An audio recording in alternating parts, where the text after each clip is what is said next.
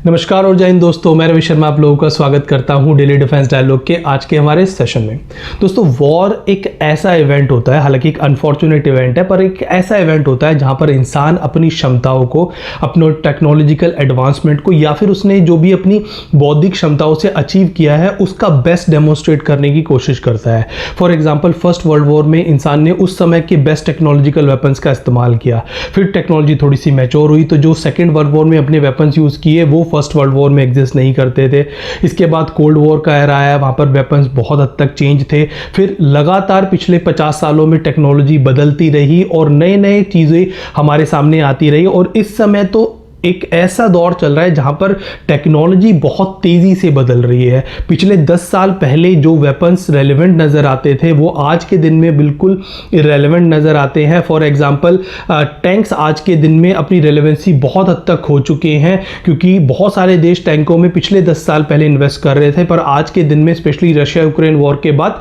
तो टैंकों की जो कंडीशन है वो बहुत ज़्यादा वेनरेबल हो गई है। टैंक एक ऐसे सिस्टम बन गए हैं जिनको ईजिली टारगेट किया जा सकता है।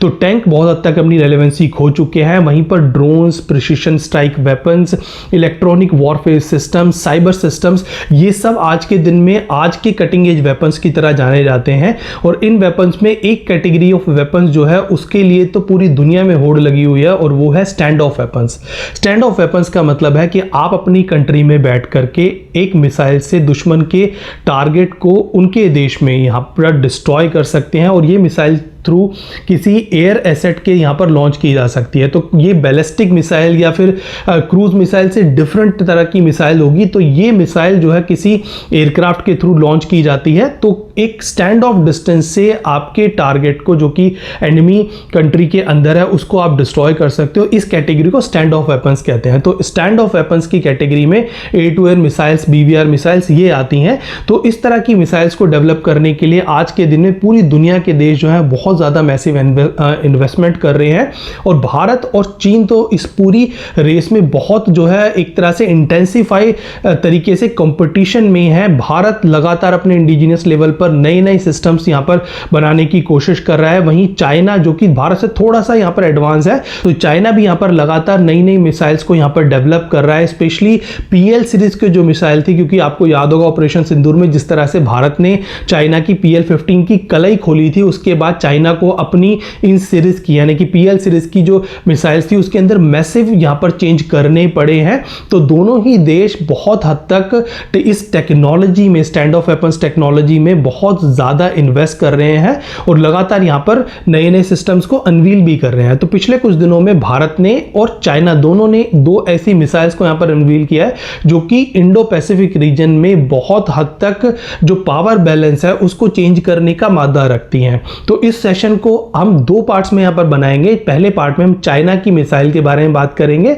उसकी खूबियों के बारे में बात करेंगे, उसने क्या यहां पर चेंजेस किए हैं, क्योंकि जिस तरह से PL-15 का यहां पर पूरी दुनिया में एक तरह से ढिंढोरा भारत ने पीट दिया है, क्योंकि भारत के पास PL-15 का इंटैक्ट जो यूनिट्स थी वो भारत को मिली हैं, तो उसकी टेक्नोलॉजी भारत ने बहुत सारे देशों के साथ शेयर की है। तो चाइना को यहां पर इस सिस्टम को बदलने पर मजबूर होना पड़ा। इसी तरह भारत ने एक नई मिसाइल यहां पर अनवील की है। तो वो मिसाइल क्या है और उसकी खासियत और किस तरह से वो मिसाइल यहां पर चीन और पाकिस्तान के लिए सदर बन सकती है, वो सारी चीजें हम अपने आज के सेशन में कवर करेंगे। पर इस सेशन को हम 2 पार्ट्स में बनाएंगे। आज हम जो सेशन बना रहे हैं वो हम चाइना की मिसाइल के बारे में को लेकर के बनाएंगे और कल जो हम सेशन यहां पे अपलोड करेंगे वो भारत की मिसाइल को लेकर के करेंगे। तो सबसे पहले आते हैं हम चाइनीज मिसाइल पर, जो कि है PL-16। आपने PL-15 का नाम सुना था, तो PL-15 का एडवांस वेरिएंट जो है वो है PL-16। तो PL-16 एक ऐसी ultra long range BVR missile है जिसके अंदर चाइना ने आज के दिन में काफ़ी सारी ऐसी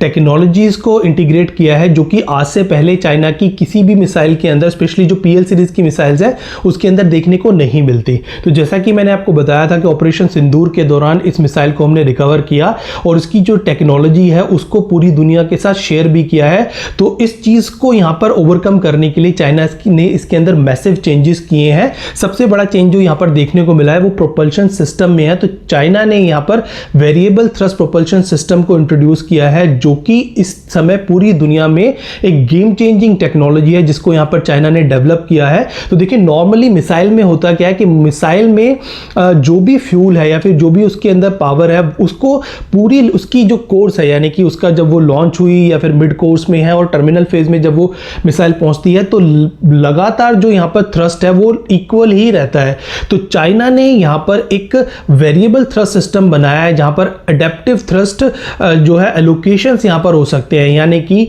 जब मिसाइल का जो टारगेट है वो मनूवर कर रहा है तो वो अपने थ्रस्ट को कम या ज़्यादा कर सकती है। टर्मिनल फेज में अगर थ्रस्ट को बढ़ाना है, उसकी स्पीड को बढ़ाना है, तो यहाँ पर उसके पास इनफ पावर हो, इसको ये इंश्योर करता है। तो कैसा कहने का मतलब ये है कि यहाँ पर जो फ्यूल है मिसाइल का, जब वो लॉन्ग रेंज डिस्टेंस पे किसी टारगेट को यहाँ हिट करती है तो वो उस पूरे कोर्स के अंदर अपने फ्यूल को, अपनी पावर को यहाँ पर बहुत स्मार्टली मैनेज कर सकती है, उसको अलग अलग लेवल पर, यानी कि उसकी पावर इंक्रीज भी कर सकती है और डिक्रीज भी कर सकती है, और इससे जो मिसाइल है उसकी मारक क्षमता यहाँ पर काफी ज्यादा बढ़ जाती है। तो ये मिसाइल एक तरह से इस समय इनविंसिबल मिसाइल नजर आती है अगर यही टेक्नोलॉजी यहाँ पर यूज हुई है। तो इस मिसाइल को स्पेशली यहाँ पर एवॉक्स के लिए, टैंकर्स के लिए और रिफ्यूलर्स के लिए, जो कि एक तरह से आप कह सकते हो कि एक ऐसे सिस्टम्स होते हैं जिनको हम फोर्स मल्टीप्लायर कहते हैं। तो यहाँ पर जो एक्सेस डिनायल या फिर एरिया डिनायल मिशंस हैं जहां पर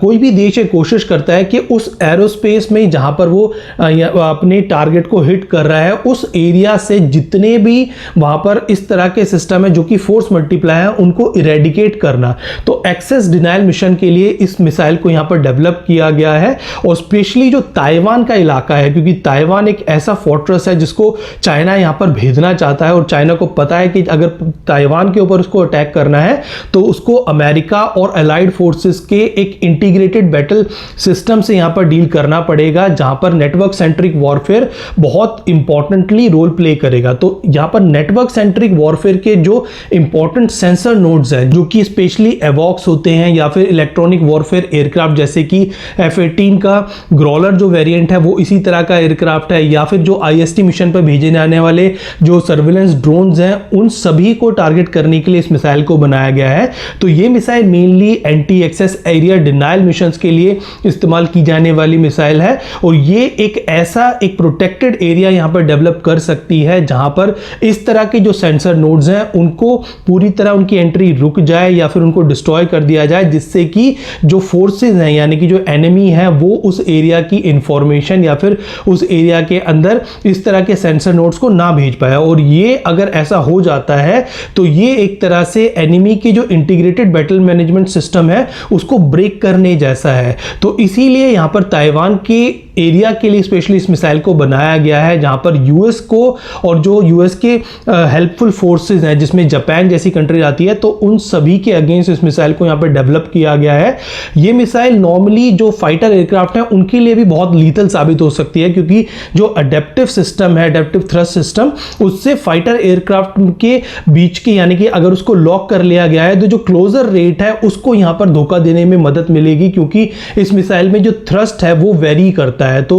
पायलट्स को यहां पर अपने एयरक्राफ्ट को डिस्ट्रॉय होने से बचाने के लिए जो टाइम मिलता है उसकी यहां पर सही जानकारी ना होने की वजह से ये मिसाइल उसको अनएक्सपेक्टेड टाइम पर हिट कर सकती है। तो ये एक एडवांटेज यहां पर नजर आता है, जहां पर पायलट इसके खिलाफ जो काउंटर मेजर्स ले सकता है उसकी शायद उसको टाइम ना मिले, और फाइटर एयरक्राफ्ट को लिए इसीलिए मिसाइल बहुत ज्यादा लीथल है। इसके अलावा इस मिसाइल के अंदर एक चीज और है, वो है इसका साइज। तो देखिए ये मिसाइल जब डेवलप किए चाइना ने तो इस मिसाइल को मेनली डेवलप किया गया है J-20 के लिए और उनके न्यूली बिल्ट एयरक्राफ्ट J-35 के लिए। तो J-20 के इंटरनल वेपन बे के अंदर ये मिसाइल फिट हो जाए, इसलिए इस मिसाइल को छोटा बनाया गया है। तो यहां पर इस तरह की 6 मिसाइल जो है J-20 लेकर के जा सके, इस तरह से इस मिसाइल को डिजाइन किया गया है। तो इसका मिनिचराइजेशन कर करना भी एक बहुत बड़ी टेक्नोलॉजिकल एडवांसमेंट है, जिसकी वजह से इस मिसाइल को एक तरह से स्टेल्थ कवरिंग मिल गई है। तो ये मिसाइल जब किसी भी 5th generation stealth fighter aircraft के इंटरनल वेपन बेस से लॉन्च की जाएगी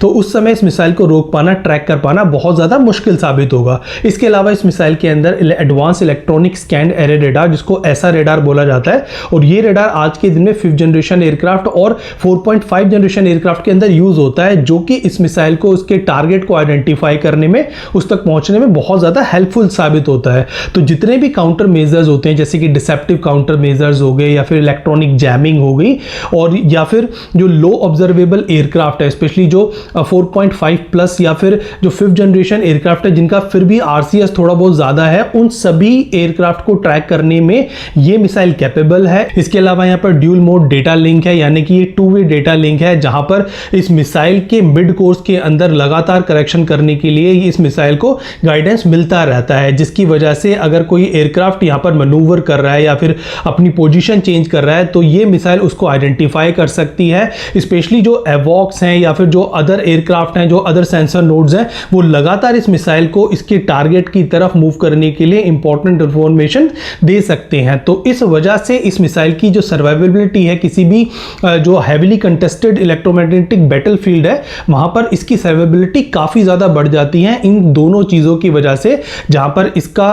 advance electronic scan array radar और इसका जो dual mode data link system है वो एक गेम चेंजिंग साबित हो सकता है। तो इस तरह से मिसाइल अपने टारगेट को आइडेंटिफाई कर सकती है, ड्यूल मोड डेटा लिंक की वजह से अपने मिड कोर्स में लगातार करेक्शन कर सकती है, अपनी टर्मिनल फेज के अंदर अपनी एनर्जी के हिसाब से, क्योंकि इसके अंदर वेरिएबल थ्रस्ट प्रोपल्शन सिस्टम है, तो अपने टर्मिनल फेज के अंदर स्पीड को इंक्रीज या डिक्रीज कर सकती है, मनूवर कर सकती है। तो इस तरह से ये मिसाइल काफी ज्यादा कैपेबल मिसाइल इस समय नजर आ रही है, जिस तरह की टेक्नोलॉजी यहां पर यूज की गई है। इन सब के अलावा यहां पर सॉलिड जो फ्यूल मोटर है उसका इस्तेमाल किया गया है, यहां पर रैमजेट का इस्तेमाल नहीं किया गया। तो यहां पर सॉलिड फ्यूल मोटर को यहां पर इस्तेमाल करने का जो बड़ा कारण है चाइना का, वो यहां पर इस मिसाइल के अंदर कॉम्प्लेक्सिटी को कम करना है, और क्योंकि जो मैन्युफैक्चरिंग बेस है इस मिसाइल का वो यहां पर चाइना के पास ऑलरेडी है। रैमजेट थोड़ा सा यहां पर एक्सपेंसिव भी होता है, जो ट्रांसपोर्टेशन कॉस्ट है वो भी यहां पर थोड़ी सी ज्यादा आती है। तो इन सभी कॉस्ट को यहां पर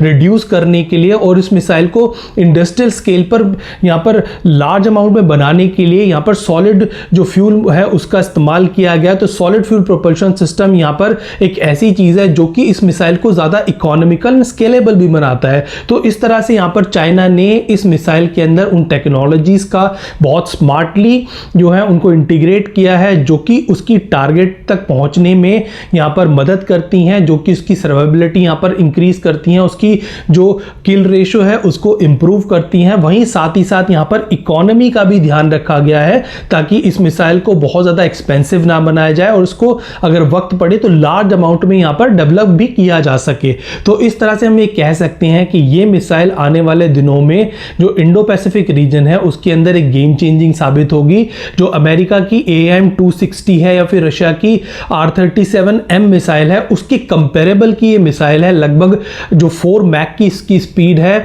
और इसका साइज तो अभी तक पता नहीं चल पाया, बट ये इंटरनल वेपन बे के अंदर फिट हो रही है, तो ये PL-15 से छोटे साइज की मिसाइल है। इन सब के अलावा इस मिसाइल के जो वेट कैरिंग कैपेसिटी है वो भी लगभग 200 किलोग्राम के आसपास है। तो कुल मिलाकर के एक ऐसी मिसाइल है जो कि आज के दिन में अमेरिका की जो नेटवर्क सेंट्रिक वॉरफेयर है उसको भेदने का ये काम कर सकती है। तो अमेरिका के नेटवर्क सेंट्रिक वॉरफेयर सिस्टम के ऊपर इस मिसाइल का जो खतरा है वो लगातार आने वाले दिनों में मंडराने वाला है, और अमेरिकी सर्कल में इस मिसाइल को लेकर के चिंता बढ़नी शुरू हो चुकी है। भारत के लिए भी ये मिसाइल बहुत ज्यादा घातक साबित हो सकती है, क्योंकि भारत भी अपने पूरे जो बैटल सिस्टम है उसको एक नेटवर्क सेंट्रिक सिस्टम में यहाँ पर डेवलप करने की कोशिश कर रहा है। तो भारत के लिए भी आने वाले दिनों में ये मिसाइल सरदर्द साबित हो सकती है, क्योंकि हो सकता है चाइना इस मिसाइल को पाकिस्तान को भी यहाँ पर एक्सपोर्ट करे। हालांकि अभी तक एक्सपोर्ट के बारे में कोई बातचीत इस मिसाइल को लेकर के नहीं हुई, बट फिर भी ये मिसाइल जो है वो इंडो पैसिफिक में आज के दिन में बहुत ज्यादा